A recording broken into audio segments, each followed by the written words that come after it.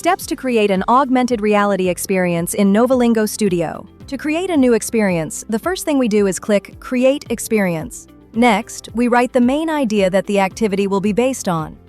Then we select the graphic style we want to use. In the advanced settings, we can define several important aspects. In this case, we will leave these settings as default and go directly to the Augmented Reality section.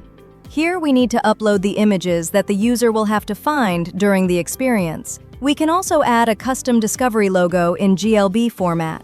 Once all the settings have been configured, we click Generate Story Ideas. The platform will suggest several experience options. We review the generated ideas and choose the one that best fits what we want to create. Finally, we click Generate Complete Story. When the process has finished, we will have our experience with augmented reality ready to review, publish, and test.